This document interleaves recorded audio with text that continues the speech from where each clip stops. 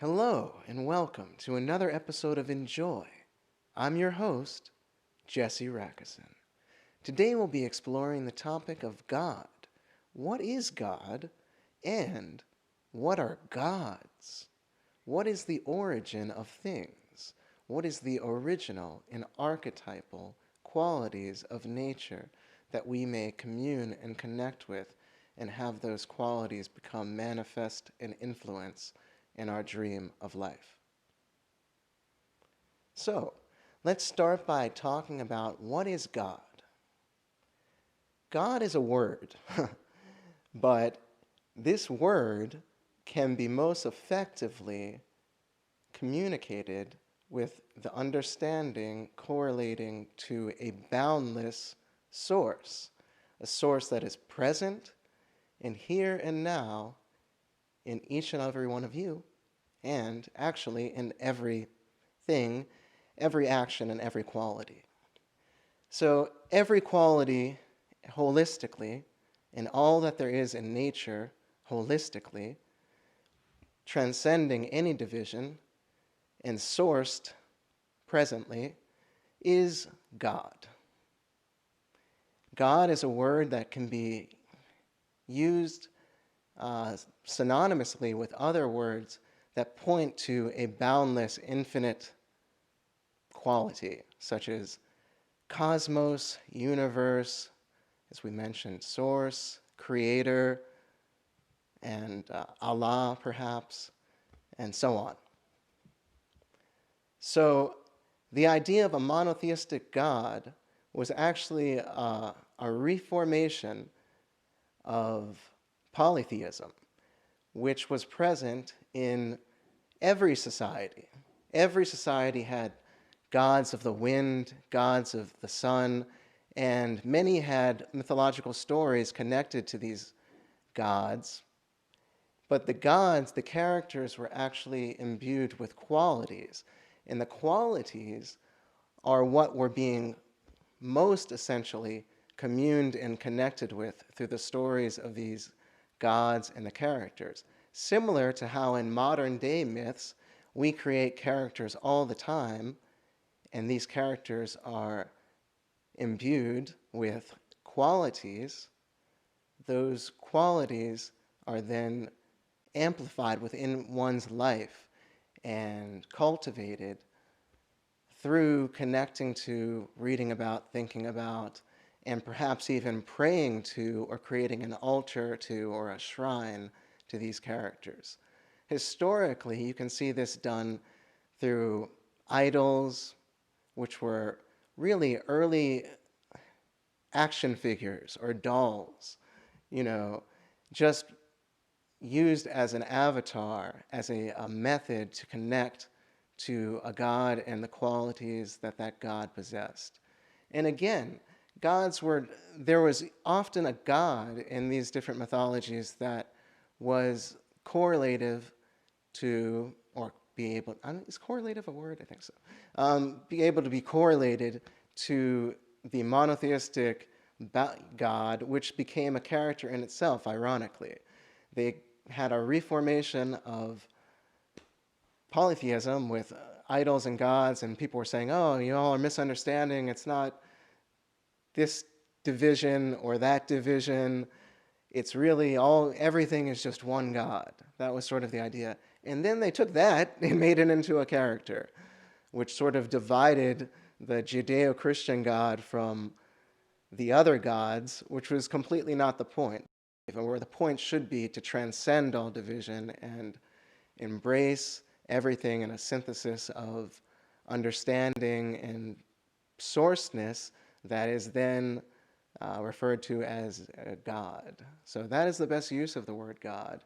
But, there is a lot of influence that can be taken, positive influence, and actually any sort of influence, from connecting to different characters and stories. So we should be very careful, what sort of movies and media we consume, because we're actually connecting to the qualities of those characters, and then they will be taken into our subconscious, even, and manifest in our dream of life, our experiences. And there are many, many examples of this.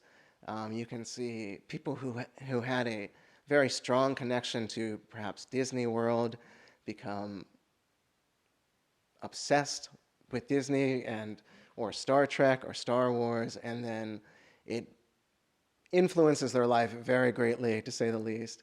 Sometimes, they'll have the equivalent of a museum of these different, characters and media in their house, and it's not that dissimilar to someone who got really into Ganesh and took Ganesh or, any particular god as their personal god, and then created an altar to that god. For some people, their god is Jean-Luc Picard of the Star Trek Enterprise, or Star Wars or Bart Simpson, or anything that people have really connected to, and they've connected to the qualities of those characters, just like people connected to the qualities that different gods and mythologies possessed. So it's really not nonsense. It's just misunderstood by many monotheistic Judeo-Christian cultures. What polytheism and paganism, which is not some medieval thing, but something that actually is taking place right now in India and in many folk cultures and shamanic cultures around the world, where they do, and Tibetan Buddhism and as I said, many different religions and cultures still have the idea of multitude of gods as opposed to a one god, and those gods are it's not actually nonsense, even though it's misunderstood by most of the monotheistic religions. Those gods possess qualities, and you can connect to those qualities. For instance, someone in India might pray to or try to connect to Lakshmi, who is the god of wealth, if they want to bring wealth into their life. Hermes was a quick figure, so a Greek person back in the day, before a race, might want to pray and try to connect to Hermes. Ganesh, again going to India, is the remover of obstacles. So someone who needs, who feels like they want to, connect to that energy would then take Ganesh as their personal god or their favorite god or whatever. I remember once I was actually in India, at a cave shrine, and one of the security guards came up to me and asked me what my favorite god was. And I said, I don't know, Ganesh? I just said that just to make talk or whatever, but actually I don't know if it's true. My favorite god is probably Superman. Really. And as someone, well, to finish that story very quickly, he said his favorite god was also Ganesh. So someone would take their, this god and that energy into their life, and then, it's that quality, that remover of obstacles, which they then are connecting to and cultivating and communing with, invoking, and making manifest through a shrine or through different. Maybe they wear a Ganesh t-shirt, maybe they write songs about Ganesh, and then obviously people have connections to a multitude of characters. You might have your favorites, you might be obsessed with Star Trek or Star Wars, but you still like, The Simpsons. And using myself as an example, I happen to be sitting next to here Spider-Man. Not a coincidence, because when I was a kid, I actually literally felt like I was possessed by Spider-Man. I liked Spider-Man so much, you could say I was possessed by that god or that spirit, and I used to believe at the age of like 3, we're not talking about 7, 8, 10 here, 3 years old, that like I was Spider-Man, and when I would get upset with people, I would web them, and I was play acting, but it almost overtook my consciousness. I was so young. And here I am sitting next to Spider-Man. I didn't, I don't have a Spider-Man museum in my house. I didn't go completely overboard, but, the characters and the gods and the myths that we connect to, that have connection to us, particularly a lot of times nostalgic connection, or connection that we imprint and get an impression of at a younger, more susceptible age. So that's why many people are really attached to the religion, because it's pushed into them, from a very, very young age, from the very beginning. All right. So, we can connect to different gods. We can connect to different qualities by liking them, by the law of attraction, by holding it on the inside and it is reflected on the outside. Manifest in your life and your qualities. If you love Jimi Hendrix or if you love the Beatles, you can connect and commune with them by listening, and then you perhaps will have posters around your house or a lunchbox of the Beatles or something. You've connected to those characters, and everything instantly becomes myth. Myth does not mean fiction. We're mythologizing our lives as we're living them. What did I do this morning? What did I do? Ask someone else who, they're going to have a different story. Everyone's got a different story, and that story is a myth. And then over time, they become, what we conventionally and classically and always refer to as myths. Myths that are older, Greek myths, Egyptian myths. But Superman and Bart Simpson in 1,000 years and Donald Trump is going to be a myth. And Superman is going to be a myth and a mythological character that you can connect to if you want to connect to genuine goodness and morality. This is not the Zack Snyder version, unless you're a twisted soul that you've decided to darken everything, I don't know, for some dark, depressed reason of, trying to, misunderstanding of nature, really. But we should have people who understand nature make Superman films. So he is genuine and the embodiment of, morality and goodness and justice as the character should be, not depressed. Why would Superman, if anyone ever has no reason to be depressed, I would think it's Superman. I mean, yes, he's only depressed because of his compassion. You have compassion for the world and you're attached to things, but goodness, you lucked out, bro. So cheer up. I would think Superman could be one of the happier figures. Part 2. How to invoke gods and other energies. Featuring the Invocation of Jagannath. Viewer participation is suggested. Choose a character or a figure that you want to commune and connect with the qualities of. And then you look into that character, if you haven't already, or you can do it more at that moment just to get it fresh. Listen to the music of that character, look in the Wikipedia and read about it. And then, once you're feeling the energy and the qualities of that character, you can do things like draw it. You can draw a picture from memory, or you can be looking at it.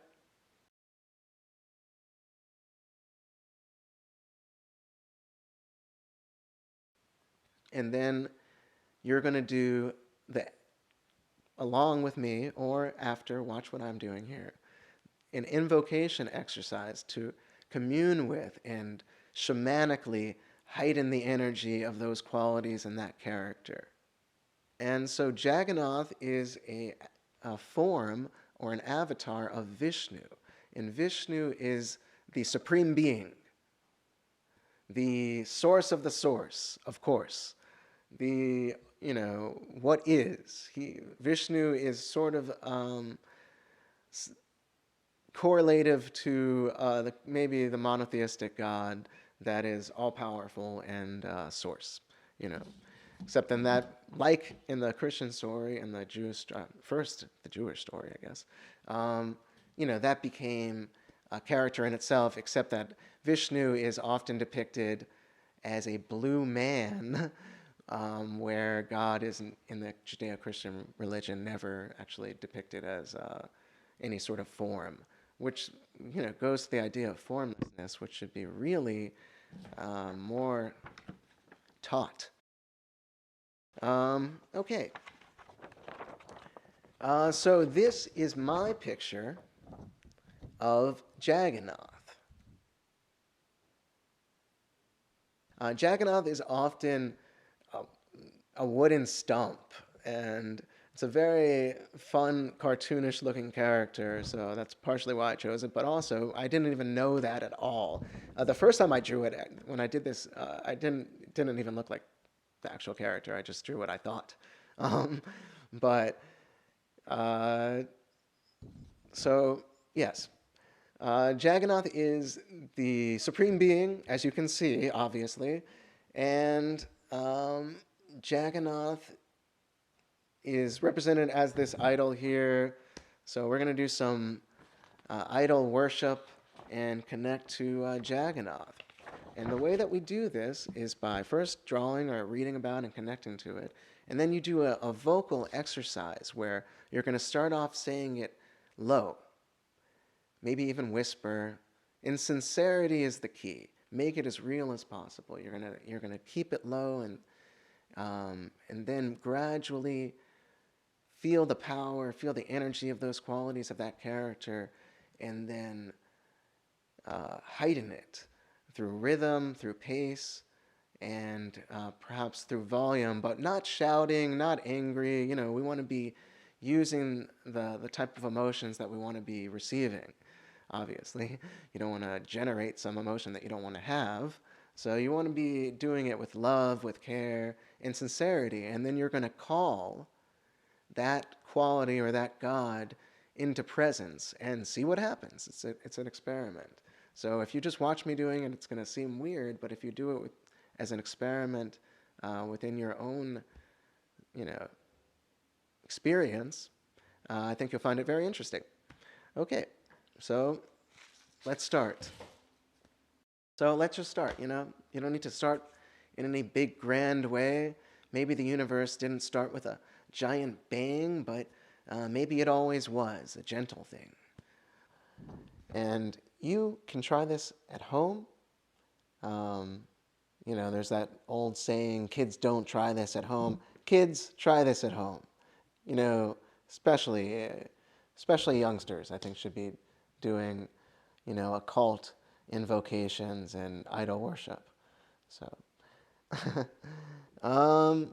so yes, let's first, actually, I would like to mention why qualities are actually significant.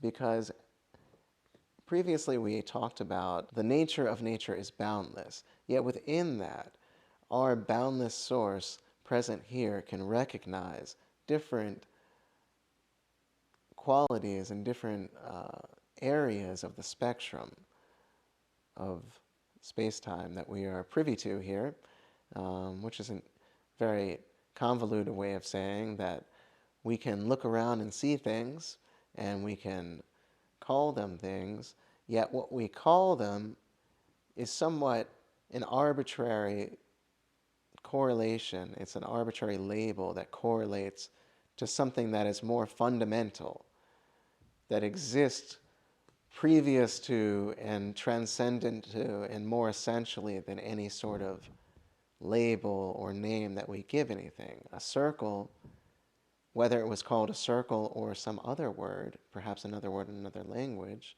or a word that has not been invented yet, or a word that never was, is still the same force of nature, circular, square, triangle. These are very easy examples of original forms or archetypes in the formlessness that is the truth of everything. There is still the joy of the waves, the waves on top of the ocean here. But these are all metaphors that point to truths that we can feel and understand, and I'm just trying to get some words to point to them in your mind. So that's why qualities are very significant, and that's why, consciously or not, and again, back in the days, some people probably really got their religion in a very intelligent way. There are genius-level people all throughout human history. There must have been Einstein-level people back in the day of the cavemen. And people actually did live in caves. And some of them were Stephen Hawking level, Einstein level geniuses, and thank goodness, because they're probably the people who looked around and were like, hey, like, why are we not like rubbing two sticks together and making fire? Or, they people, some of the innovators throughout history that will never be, mythologized or recognized in museums. Good thing they did their thing. Of course, things didn't change as much back then. I mean, the rate of technological change now, because of communication, I guess, um, how we can communicate as a species so much better, and that we have such wealth of knowledge that we're already building upon, which just then compounds. But still, there must have been geniuses back then. um, so, how do we get back then? Well, we need to get back to the present, which it always is, but uh, now we're looking here and back in this piece of paper, which I'm still holding. Um, so, Jagannath. Who is Jagannath? What are we doing with Jagannath? Well, Jagannath, talking about qualities, as we mentioned, is the Supreme Being. So the qualities that the Supreme Being would have would be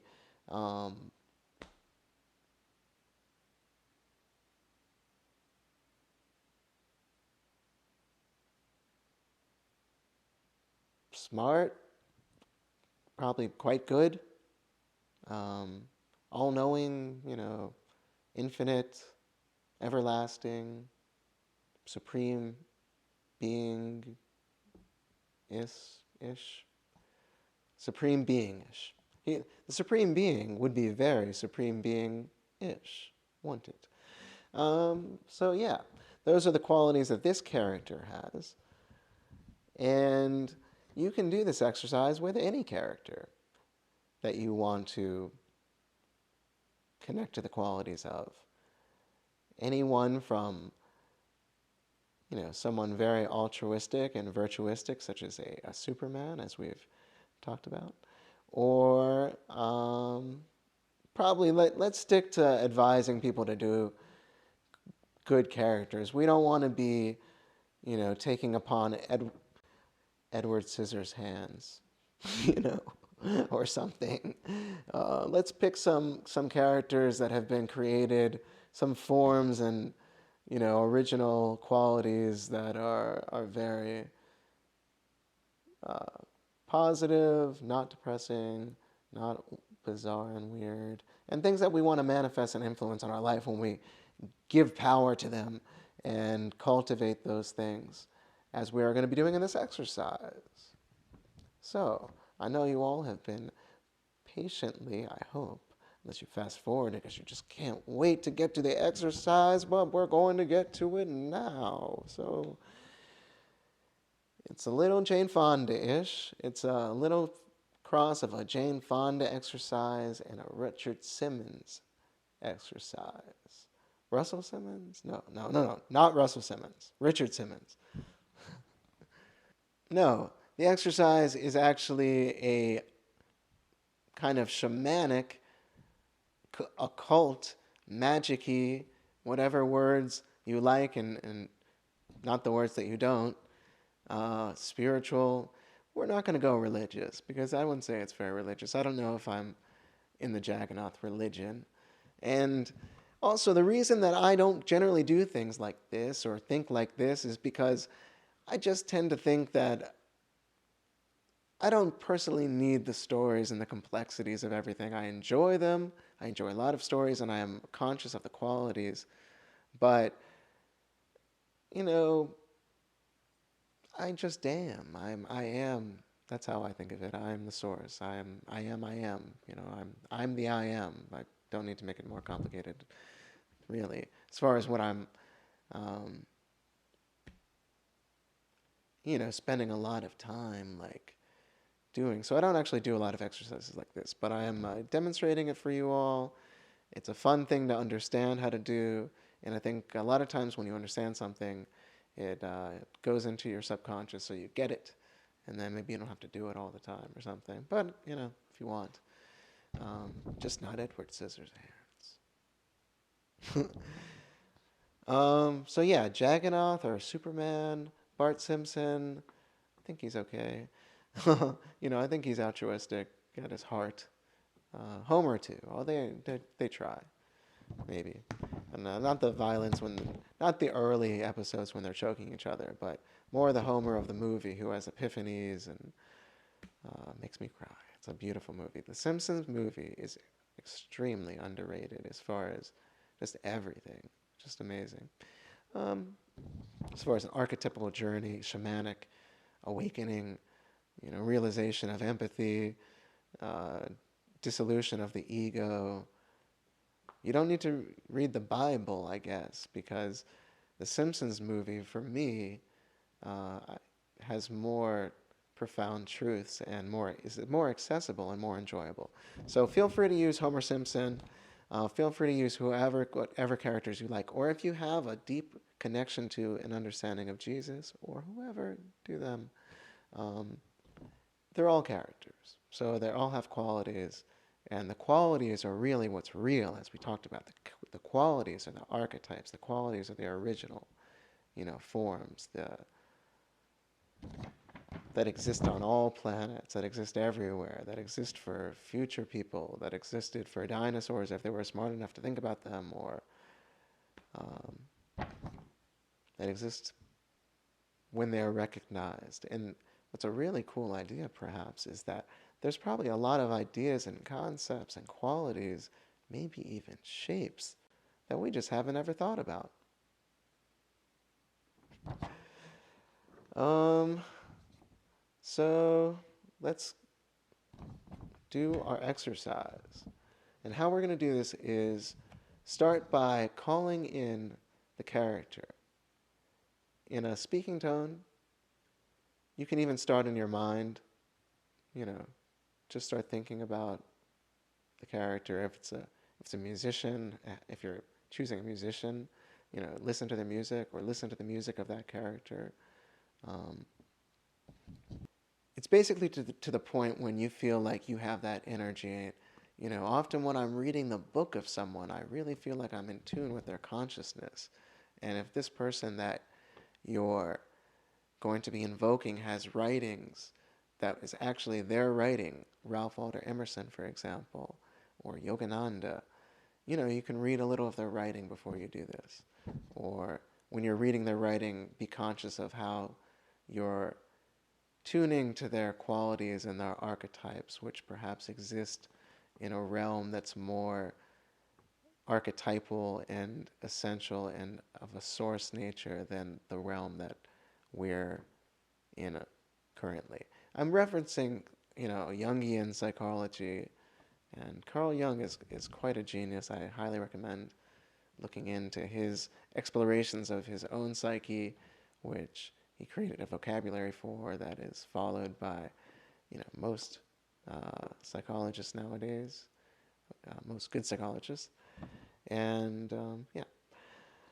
So, but if he didn't know what he was talking about, if he wasn't able to use a good vocabulary about it, people would have just called him crazy. He used to just sit in a chair and trip, and then record his mental hallucinations and journeys and encounters with archetypal figures and fairies and all sorts of stuff. And then through that sort of exploration of his own psyche, was able to, with also his studies of Eastern religions and all, he was a very educated human being, created his theories and the basis for modern psychology. So we're going to do our exercise here with Jagannath, and Jagannath is often depicted with his brother and sister. So I'm only, depicting here Jagannath, but I also would like to call into the spirit of all of the Jagannath family, if they would like to come or give us wisdom. And a funny little story, I was in India and mentioned when looking at a picture of Jagannath and his, I don't know if it was a picture or statues, but I'd like to be exactly honest, So it was actually, I think it was statues of Jagannath, and it was statues. No, I think it was statues. So, funny story. When I was in India, I was looking at the statues of Jagannath and what turned out to be his brother and sister, and I mentioned to the merchant how I said, "Is that his son?" Or I said, "That's his son or his child." And the look on the fellow's face, like I should have obviously been able to tell somehow that no, that wasn't his son. He was like offended or hurt. It was actually his brother and sister. So this obviously is a male, and he is the supreme being, quite obviously.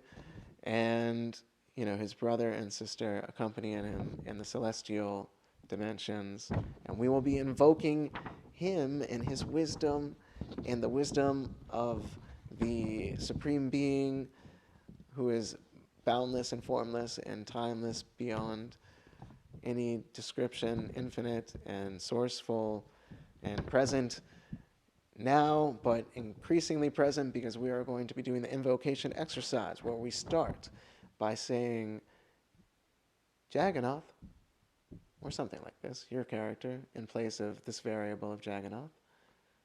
Jagannath, are you here? Please come join us. We've been talking about you. I've been thinking about you. I feel your presence. Can you come here and be with us now? Would you be so kind? Would you grace us with your energy, your supreme beingness? And then through rhythm, through intention and sincerity, we raise the energy and call in our own way.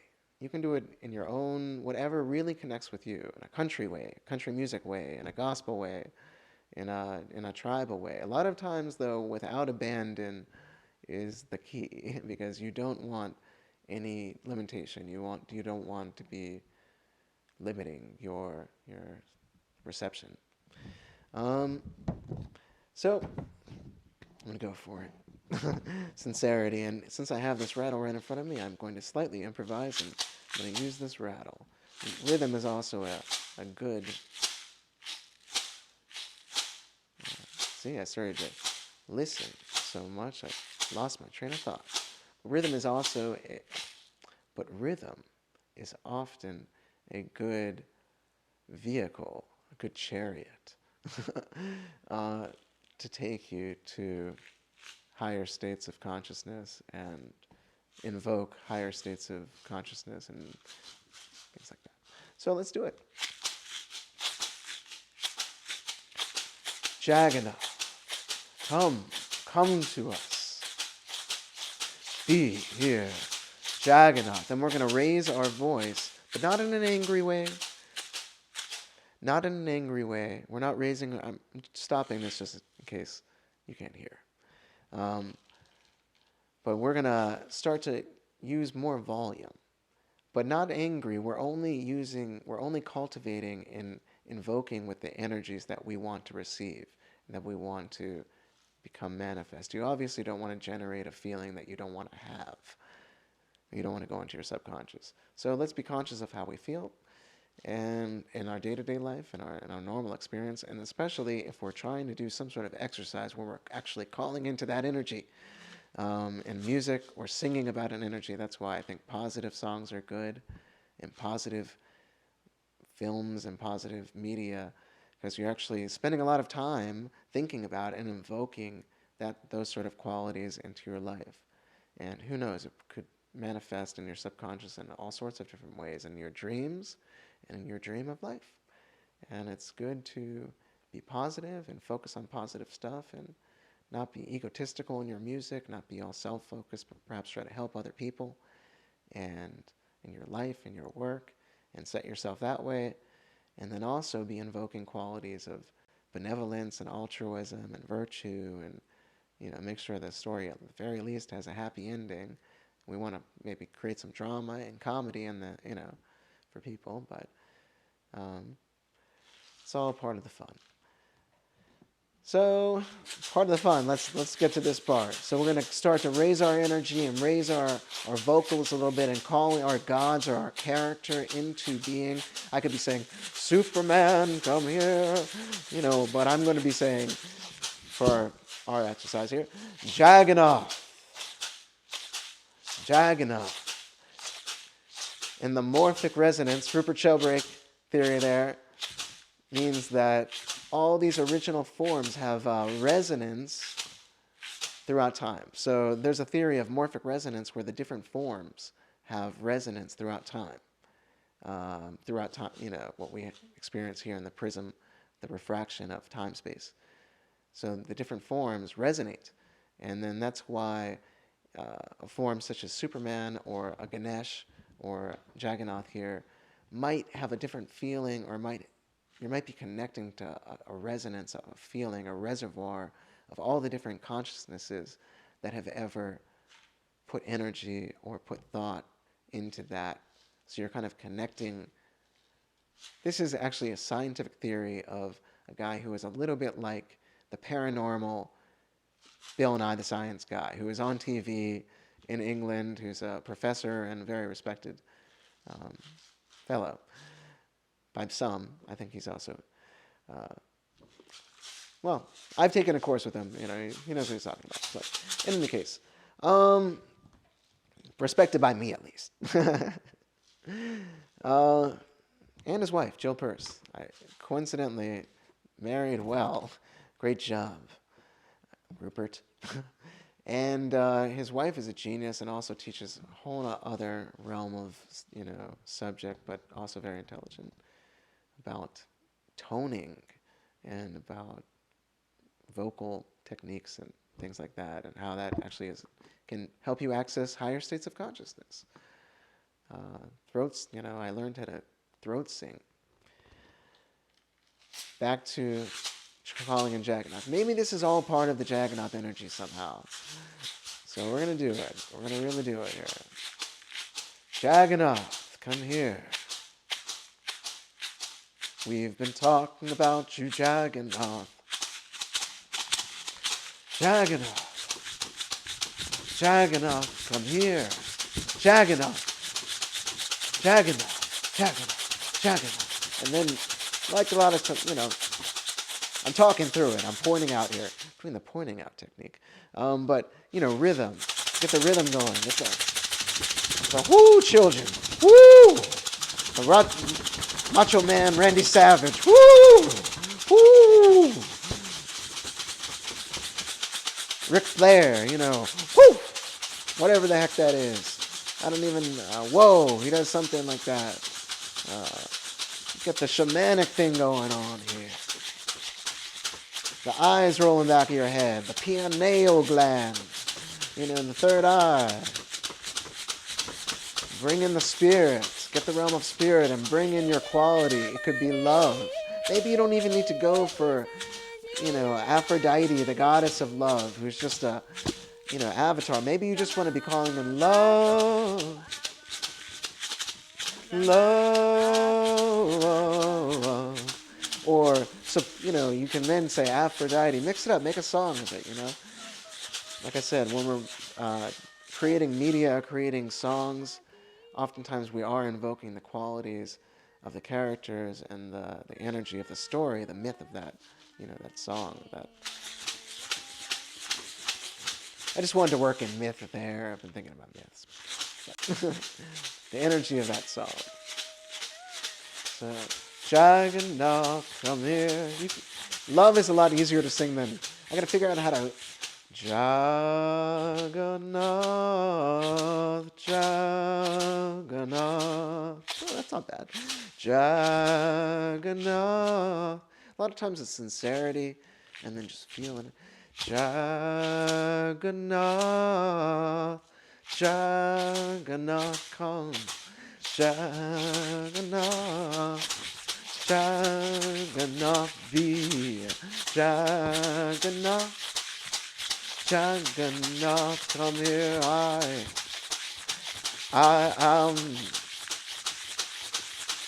I'm feeling a presence. Jagannath.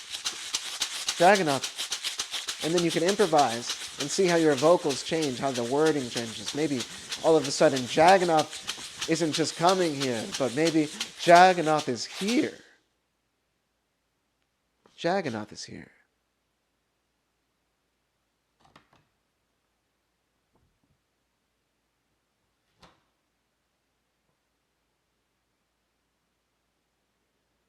Jagannath is here.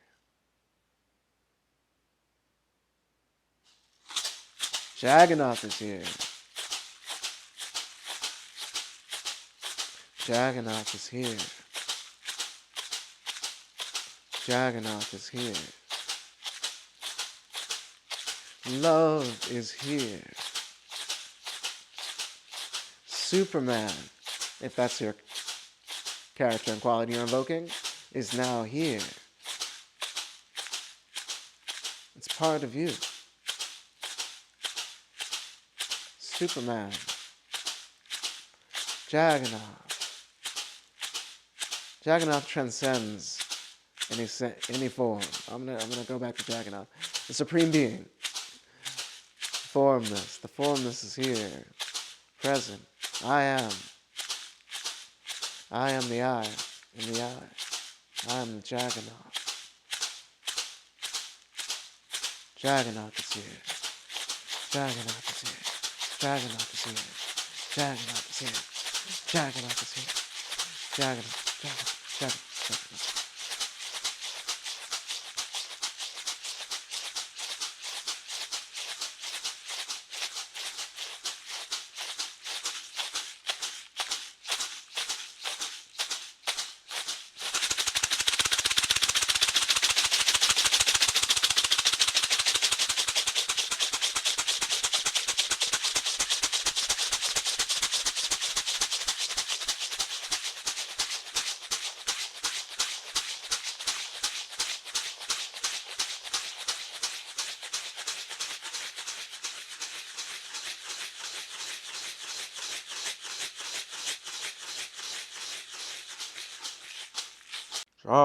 Jagannath, Jagannath, Jagannath, Jagannath, Jagannath, Jagannath.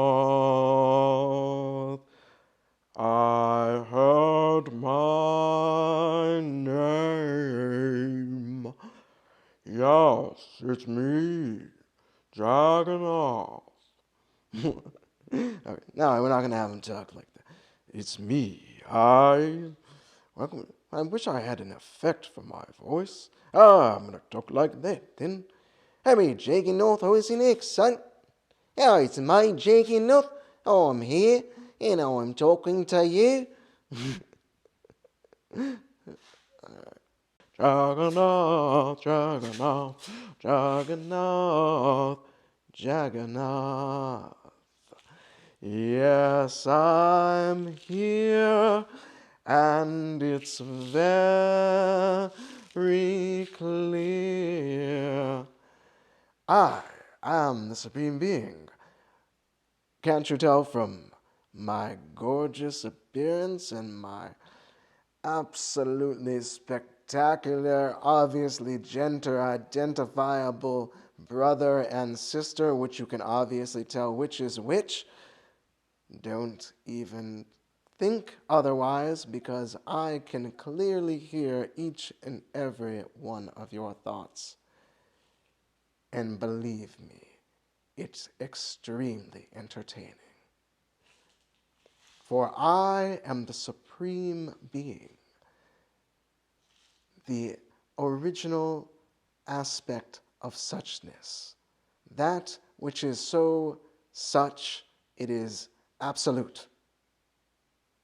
And here I am for you in this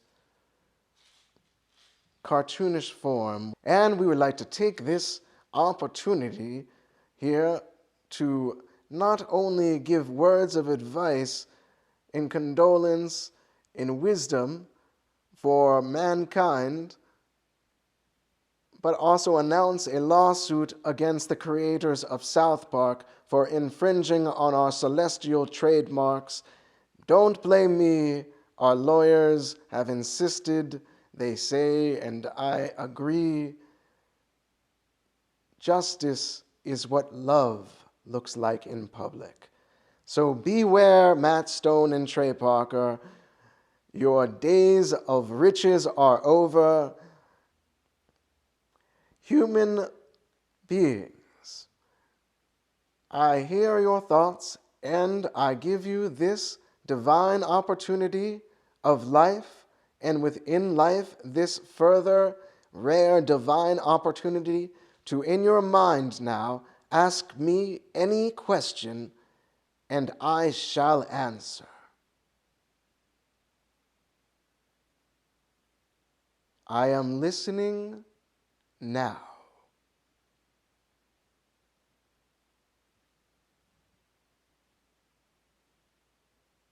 An owl on amphetamines? No.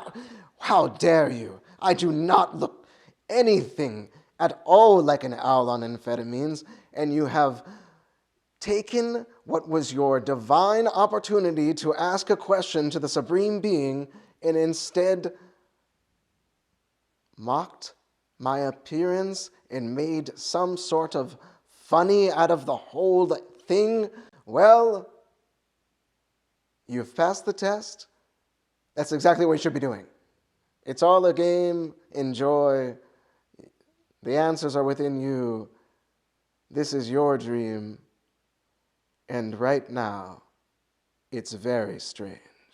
Furthermore, we shall take this opportunity to remind you of the innate goodness that being is, and how you should be good and do good and think good and lots of things that are good, and compassion and love for all transcend the illusion of division with sympathy and love for all, as all. Source yourself in the infinite love that is, and you have now my permission and my invitation to proceed as the boundless love source.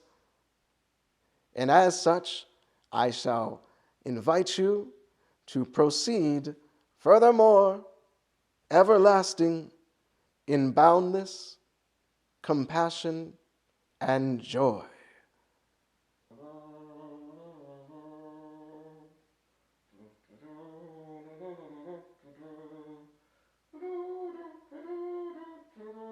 We're all gods, we're all gods. We've got qualities, we're all gods. Qualities are real and essential things. We've got qualities, can't you see? I'm a god, can't you see? I've got qualities, can't you see? We're all gods.